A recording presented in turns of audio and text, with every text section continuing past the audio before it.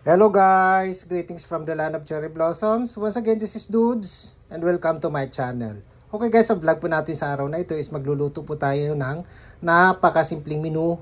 Magluluto po tayo ng munggo. Pero bago ang lahat, gusto ko muna pasalamatan ang aking mga subscribers. Maraming salamat po sa inyong lahat. Sana'y dumami pa kayo. Okay, tara na! Let's go!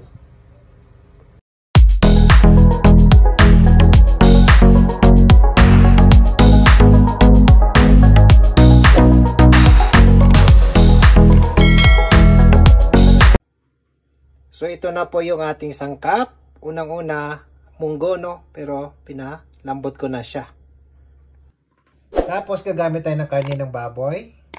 Tapos dito guys sa Japan, wala kasing dahon ng ampalaya. Mahirap maghanap, kaya sa halip gagamit tayo ng spinach.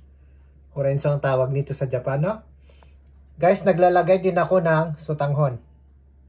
Tapos naglalagay ako ng hipon, kamatis. Of course, hindi mawawala ang bawang. Kasama na dyan yung Knorr cubes, sibuyas, at of course yung pampalasa natin is patis or fish sauce. Okay? Tara na, magluto na tayo. So ito guys, gaya ng ginagawa ko, gigisa natin sa sarili niyang mantika. Hindi ako gumagamit ng cooking oil talaga pag gumagamit ako ng karne ng baboy. Lahat yan. Pinipili ko talaga yung baboy na may taba-taba. Karne ng baboy na may taba-taba. Dahil ganito ginagawa ko. Igigisa ko sa sarili niyang mantika. Ito wala tayong gagamitin na cooking oil. Okay?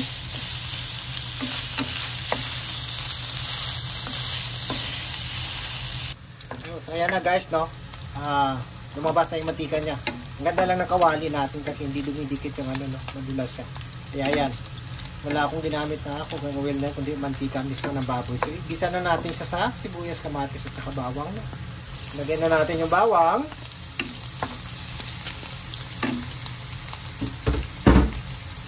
So gaya ng kagawian ko na, niluluto ko muna yung sibuyas bago ko ilagay yung kamatis at dudurugin din natin, no?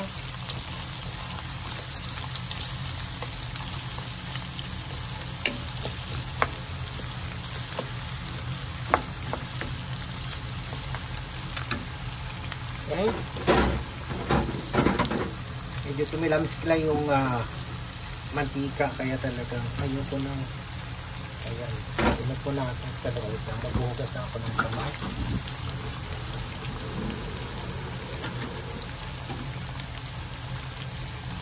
Okay. So ito na, lagyan na natin yung kamatis, ha. Okay.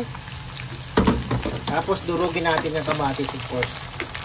Ano pa nang may buo yung kamatis. Saka natin ilagay yung hipon.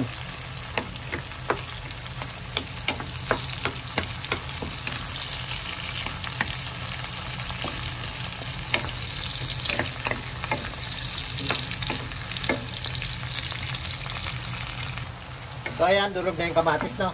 Ilagay na gisa na natin yung hipon. Ayan. Dahil lang natin, pagbago yung kulay ng hipon, saka natin ilagay yung ating pampalasang patis, saka nalagyan ng tubig. At ibuhos na natin doon sa pinalambot nating munggo kanina, no? Ayan, diba? Hindi mo na maano yung kamatis na buo. Natuturn up talaga ako pagka makikita ko yung buo-buo pa yung kamatis.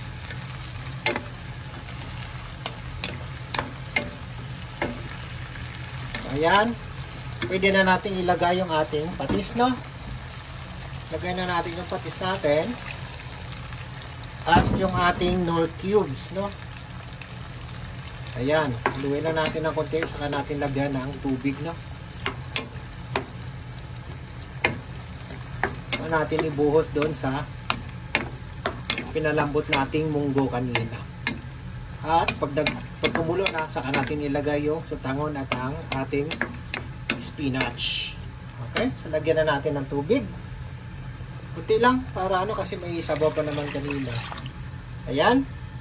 Antayin na natin kumulo ng konti yan, saka natin ilipat doon sa kabilang kasirola.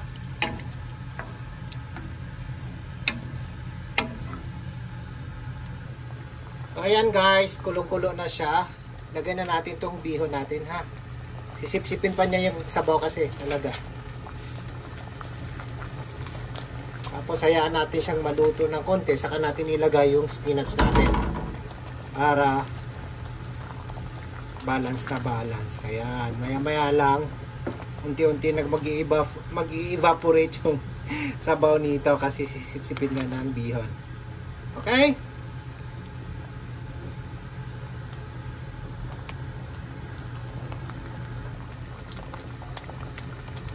So ayan guys, lagay na natin yung ating spinach. Yan, di ba? Kumunti na lang yung sabaw kasi sinipsip na nung bihon natin. So maraming gulay, mahilig talaga ako sa gulay kaya marami ako pong maglagay ng spinach. Masarap kasi pag maraming gulay. Sabagay, yung munggo mismo gulay na. Ayan. So mga 2 minutes lang siguro, pwede na nating kainin ang ating munggo. Ayan. Diba? Napakasimpleng mino pero masustansya.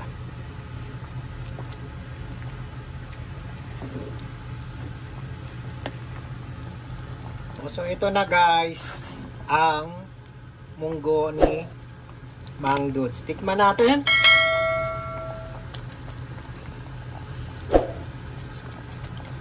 Sarap, mainit pero masarap. So ito na po guys, ang munggo ni Mang Dudes. Masarap 'di ba? Magulay. So ito po yung kabuuan ng vlog natin sa araw na ito. Pag nagustuhan po ninyo, huwag sana natin kalimutang mag-like, mag-comment at higit sa lahat mag-subscribe. At huwag kalimutang pindutin ang notification bell para maging updated kayo sa susunod ko pang mga vlogs. Maraming salamat po. Domo arigato gozaimashita.